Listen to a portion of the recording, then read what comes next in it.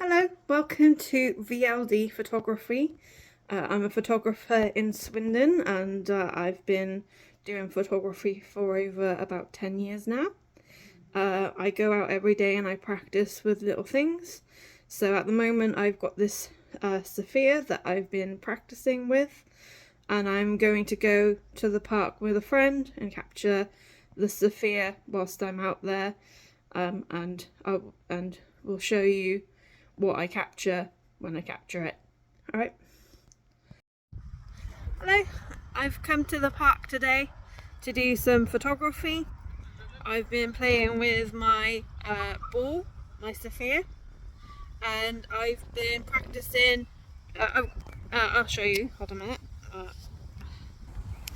So I've got my tripod set up and a cushion.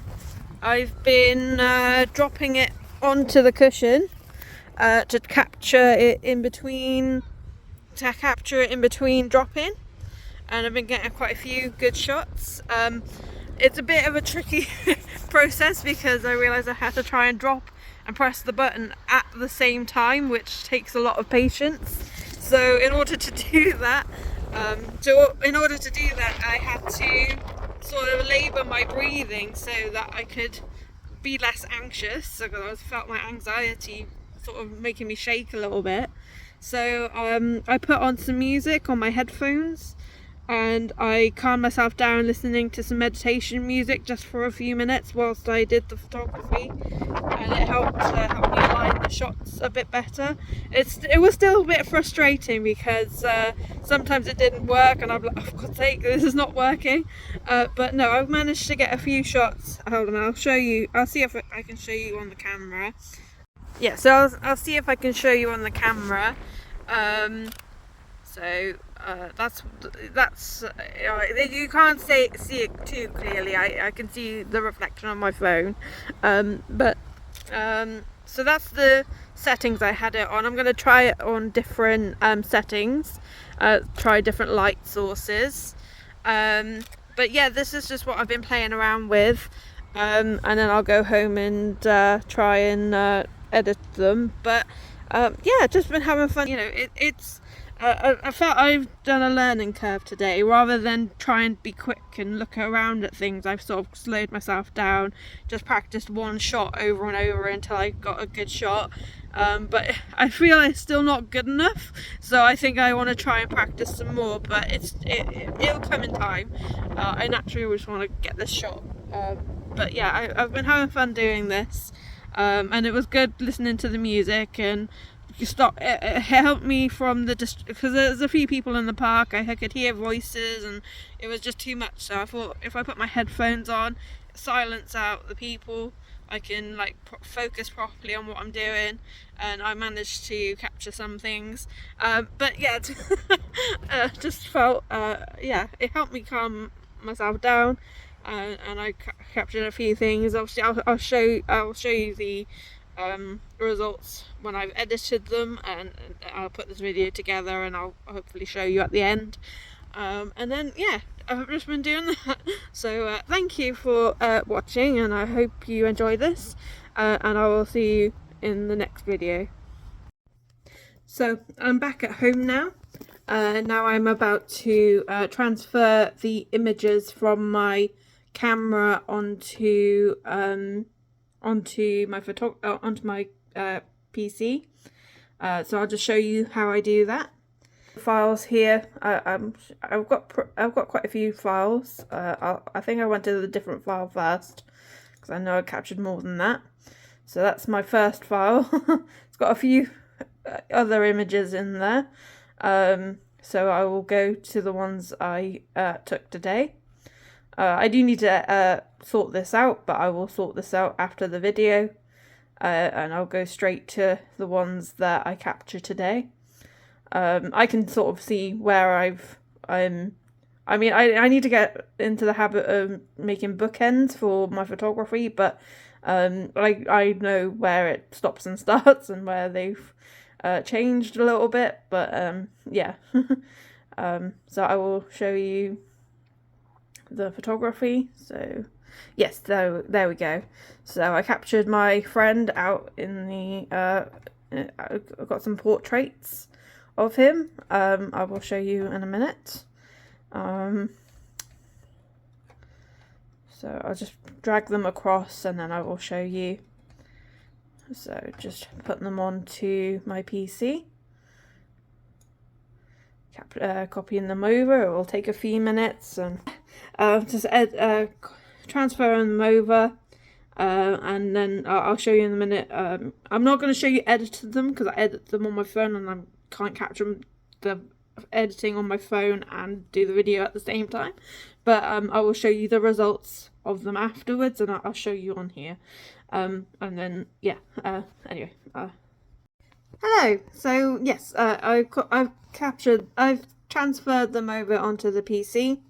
I'm going to show you now the results of what I captured. So I think you can see, I'll do a close-up. So I mean, there's quite a few shots where I didn't capture it, so it was kind of frustrating trying to capture it. So I've got a few shots here. So I've got this one. Oh, when it shows up. Yeah, there's one shot. It's a bit blurry. That's okay. I'll show you some others. What's the best one? I'm trying to find the best ones really out of the lot. It was frustrating capturing it. I will agree with that. I've got some of my friend here. He also dropped it onto the cushion as well for me. But it was a bit of a quick shot, so I did it again. Yeah, I've got this one. This one's a quite good one. So I've got this one. It's quite a nice little capturing of it. I'm going to try and do this again because I feel like it's not quite what I pictured. And maybe it's the perfectionist in me, but I feel it's not quite what I was looking for. But I'm sure I've still got some really good images. It's just I feel it's not quite what I was looking at, imagining. So I don't know, maybe I need to go at it again and try it at a slower speed maybe, or I go to a photography group as well, so I get advice from someone at the photography group, so maybe get some advice from other photographers on how to capture it. But basically, yeah, that's basically what I'm aiming to do. Yeah, I've said I've done this. I did it basically since leaving college and uni, and I used it to help distract me from my general stuff that was going on at the time. I like being creative with it and just and there's different things. I like doing portraits because I like capturing people. I like capturing people's facial expressions, and especially when they're having a good time or having fun. And role play is really good for that. So I now do something called LARP, which is live action role play. I dress up in fantasy costumes and go to a field and role play. And so that really helps because I want to capture more things like that. I studied film and video, so a lot of my photography is centered around film and photography because I liked the magical element that the film and movies create. So I want to try and get more of those types of shots. I think that's why I don't know if you have noticed my photography, but I realized most people say to me that I need to stick to one niche of photography, and you're right. So in some cases that would work for a commercial photography. If you're looking to do commercial photography, a niche market is what works because you can work on those things. But I find it difficult to choose one aspect of photography because I quite like different types of photography. So I don't. So I've narrowed it down to I think I like video types of photography because you can explore different genres within the same spectrum, and I think that's where my photography is slightly different to others, is because I quite like it. It doesn't matter if you're doing portraits, if I'm doing nature, if I'm doing it. To me, it's about them capturing the creative and magical side of that part. And if you're in the middle of a field or somewhere in nature, doing tricks and mirrors and lights and smoke, that to me makes sense. If you're capturing a person, you create some fun and get them to do things that help them feel relaxed and comfortable in front of a camera. And that's my aim. I want people to feel comfortable in front of the camera. I don't want people to feel nervous, like, oh no, I'm being photographed. I don't want them to feel like they're being photographed when they're having fun. So that's the way I try and capture people. And you know, that's my aim anyway.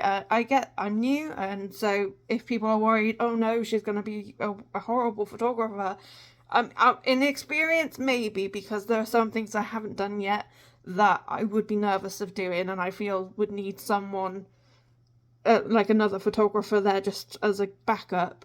But I don't feel like I couldn't do it. So, for example, I would like to do a wedding photography, but I know I need to get really good at doing weddings in order to get a good wedding, and I'd obviously need to find someone who could trust me enough to capture them and it not ruin their day. So obviously I get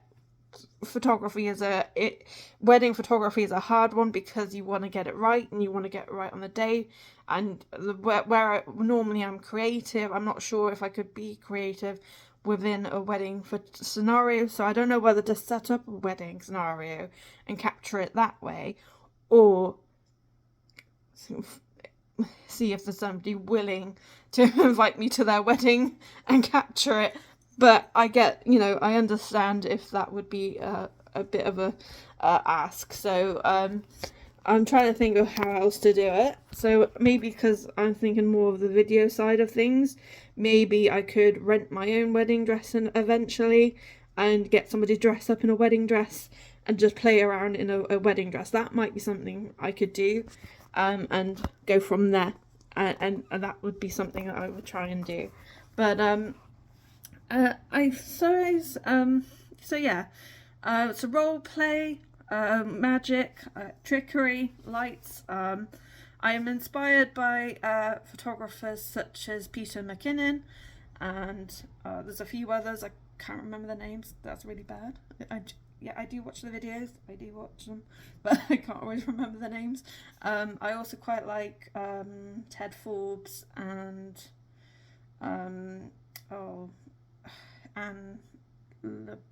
I forget her name. Anne something. I feel really bad for not remembering her name.